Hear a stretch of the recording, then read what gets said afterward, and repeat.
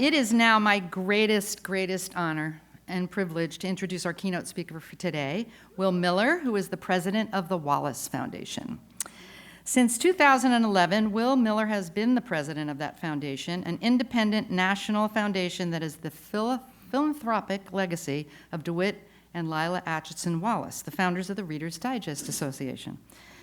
The foundation's mission is to foster equity and improvements in learning and enrichment for young people and in the arts for everyone.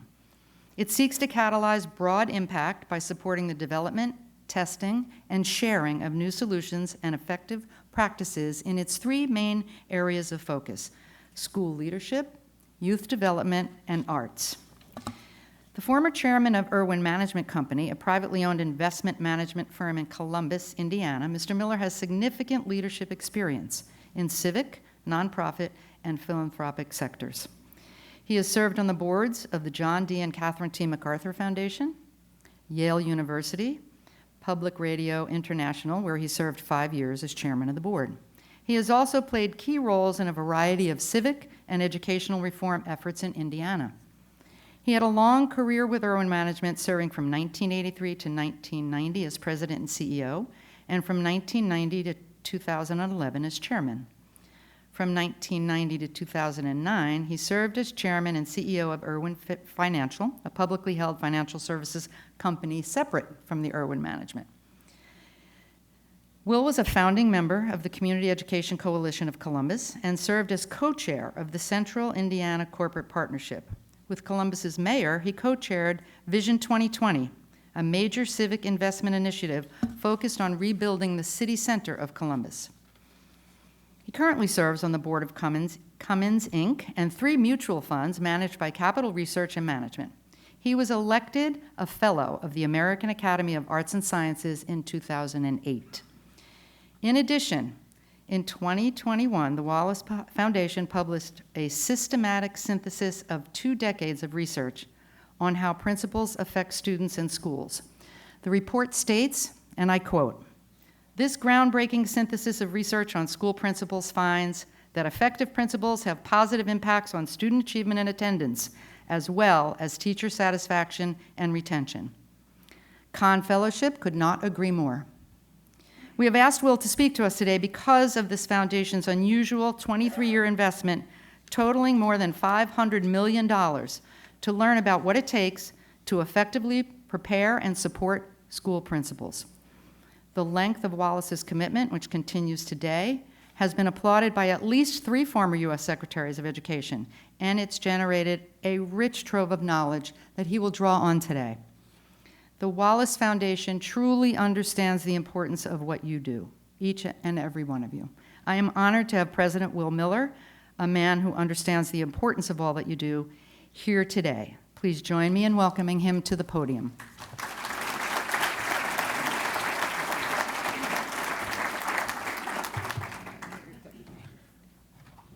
Thank you, Barbara, for that overly kind introduction. I appreciate being here with you this morning.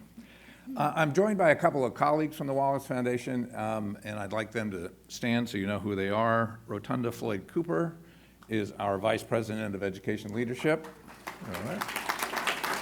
And Jessica Fuhrer is our Program Officer in Education Leadership. So it's truly an honor to be with you all today. I'd like to start by congratulating the Tenacious 20, the graduating Cahn Fellows. You've spent a year deepening your understanding of school leadership, as well as your self-awareness and making new connections. These experiences, I'm sure, will serve you well. Congratulations also to the incoming fellows. Given the rigor of the selection process, you have demonstrated that you are truly distinguished principals already, and you're going to sharpen your craft through this experience. And congratulations as well to the Leadership Lab practitioners for taking an important step in adopting your leadership skills to the most challenging time of the principalship, that 3rd year. I'd also like to acknowledge Chuck Cahn for his foresight in supporting and developing excellence among principals. That was not well understood 23 years ago. The person at the Community Trust who suggested this to you was ahead of her time, or his time. But it is a truly important piece of work. And importantly, I'd like to thank all of the principals here for your dedication. School leadership is not the easiest profession. You had other options, but you've chosen a calling that will shape our collective future. As Kofi Annan, the former UN Secretary General, observed, education is the premise of progress in every society, in every family. My topic today is what we know about the difference that principals make in K-12 education, or what we might call the principal difference. I'll review what we've learned about why and how an effective principal can make a difference for students, teachers, and schools. I'll share a national perspective on new challenges you and your 92,000 peers across the country are facing. I'll describe new powerful evidence on ways to develop and support principals better, and conclude by suggesting a few implications for your own practice. So what do we know about the principal difference? It turns out quite a lot. Some of the best information we have is from that 2021 review that Barbara mentioned. Wallace commissioned it from a team of 3 researchers. They synthesized 215 high-quality studies from the past 20 years, winnowed down from an initial list of almost 3,000. They found solid evidence that principals are crucial to the success of school improvement efforts, that effective principals are linked to better student achievement, better attendance, and less exclusionary discipline, and that their schools have lower teacher turnover and higher teacher satisfaction, important reasons giving rising concerns over teacher vacancies, especially in high-needs schools. Not surprisingly, most, though not all, of the impacts of an effective principal are indirect, involving setting the conditions for teachers and students to do their work. Because principals affect an entire school, the researchers said, and I quote, "The principal really matters," and that it was difficult to envision an investment with a higher payoff than a successful effort to improve school leadership.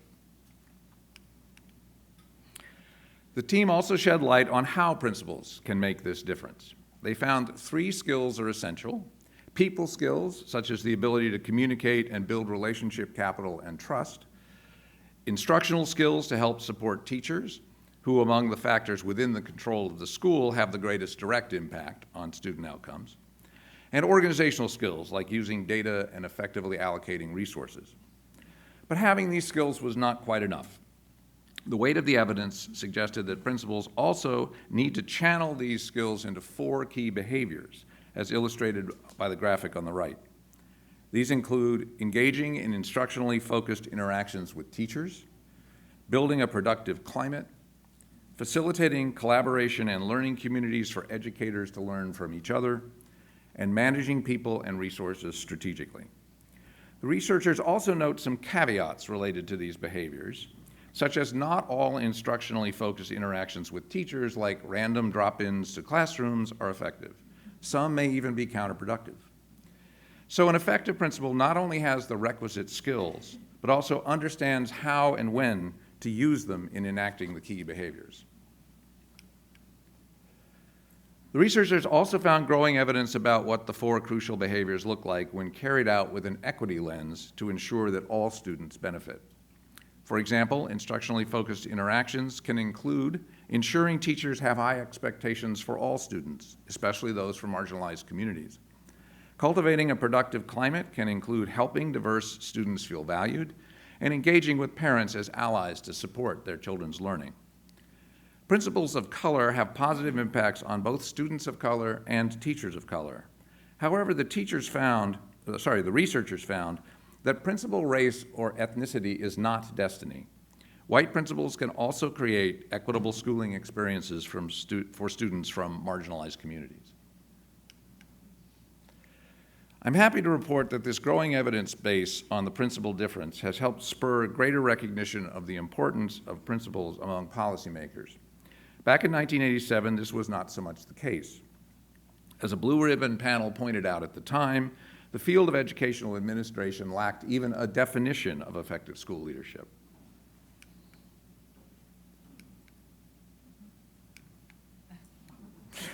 By 2015, at least 45 states had created standards for school leaders, many adopted from an evidence-based national model. And in 2019, when we commissioned a qualitative study based on interviews of 36 school board members, superintendents, and state education leaders, we found unanimous agreement that principals are a lever for improving student achievement at the school level and are key to recruiting and retaining effective teachers. As one state education official from the Midwest said, if you don't have good leadership, you're not going to have the outcomes you want for kids. So we've seen real progress on evidence and some improvements in public policy, but at the same time, we know that principals are facing new challenges and pressures. Many of them are linked to increased political polarization we are seeing in many areas. This chart from Gallup shows confidence in public education among Republicans in red, Democrats in blue, and independents in green. In 1973, on the left, views were basically the same across the parties. Things started to diverge in the mid-1990s. And by 2022, the gap between Republicans and Democrats was a large 29 points. In fact, among 16 institutions reviewed by Gallup, only the presidency is more polarized than public education. There is a piece of good news, though. Most Americans, 57%, are extremely or very satisfied with the overall quality of their child's education in their school.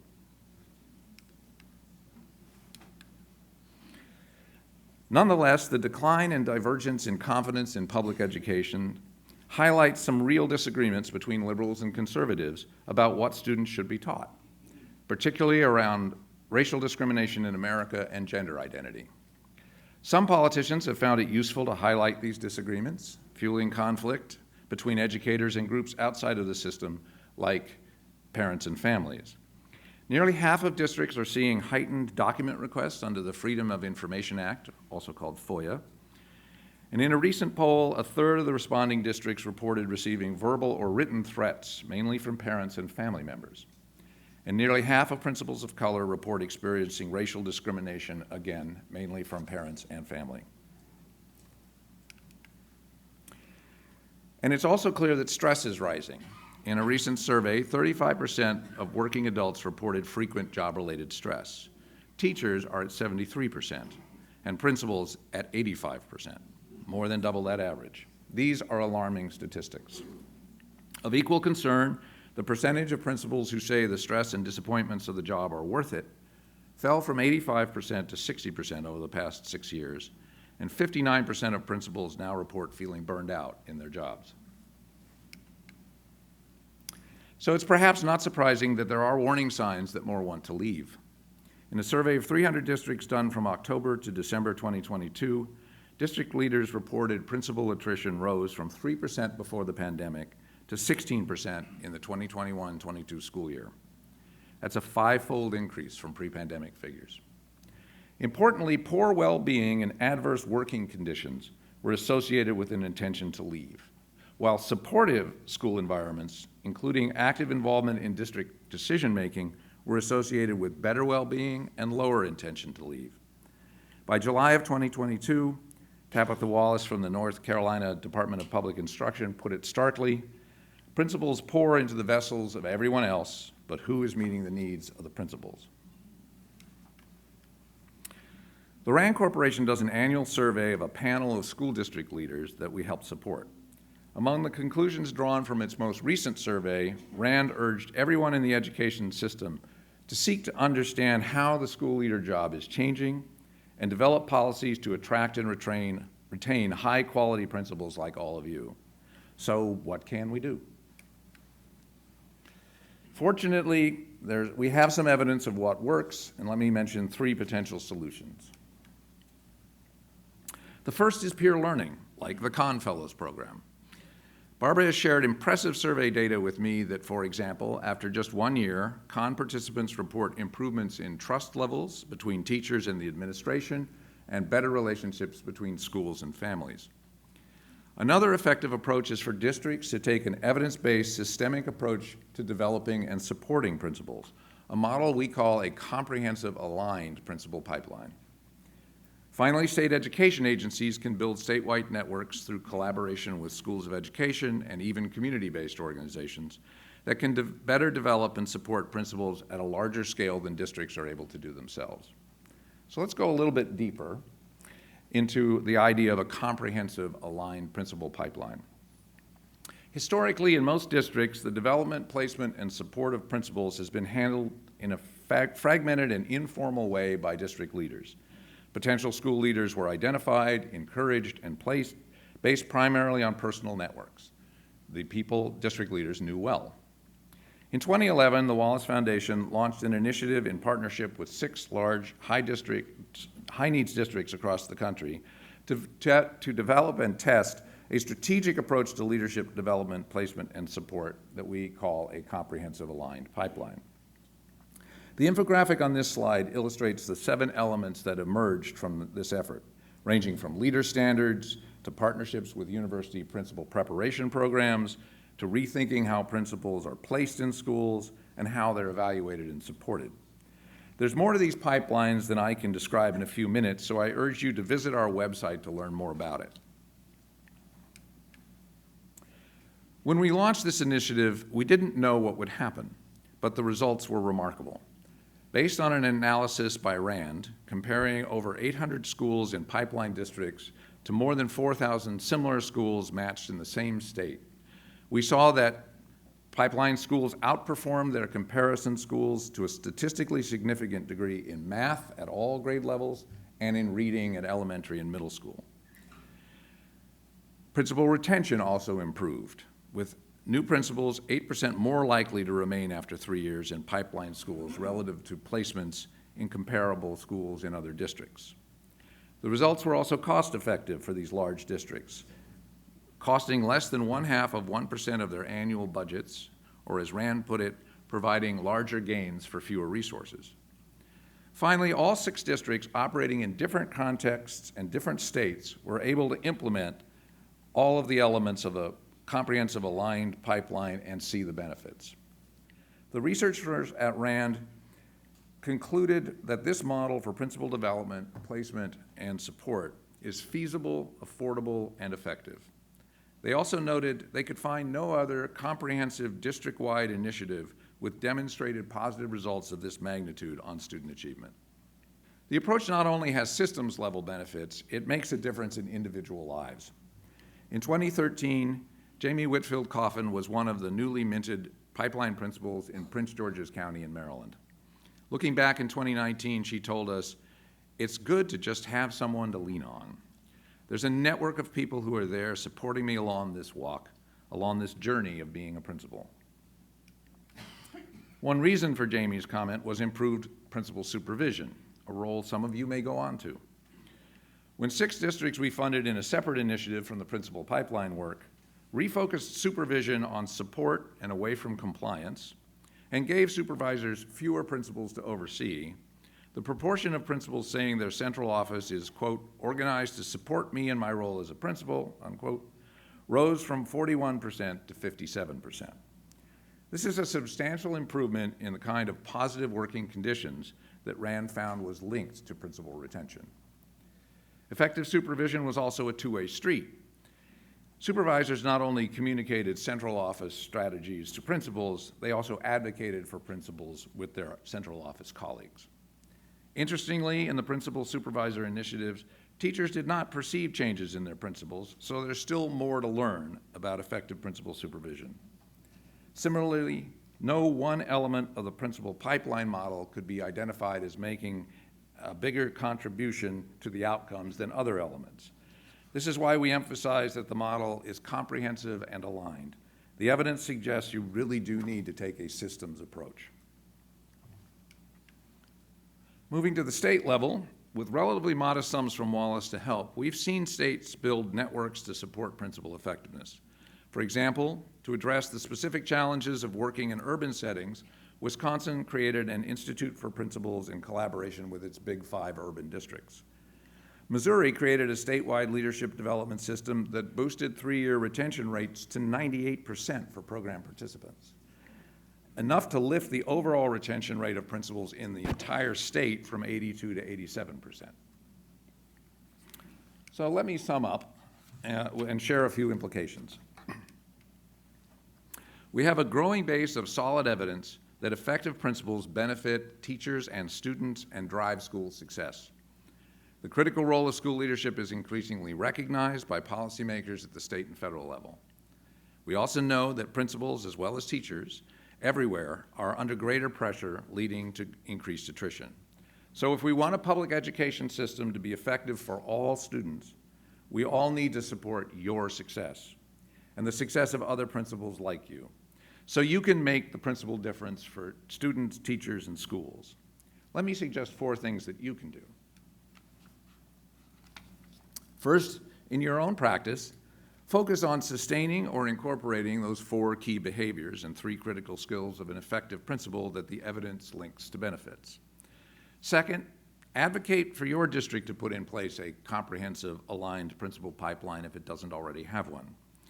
Third, if you become a supervisor, focus on coaching and mentoring more than compliance. And remember, it needs to be a two-way.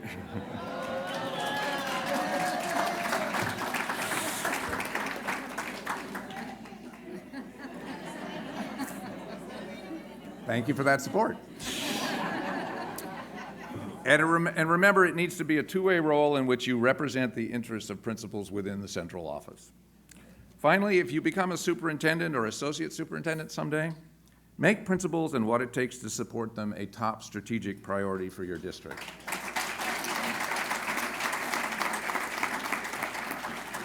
Several of the project directors from the Principal Pipeline Initiative, like Tricia McManus, who now runs the Winston-Salem schools, have done exactly that. Well, let me just, again, thank you very much for your attention today. You all in this room are the reason we continue to invest in school leadership, and it makes me hopeful for the future of the education system and, frankly, for the future of the country. Thank you very much.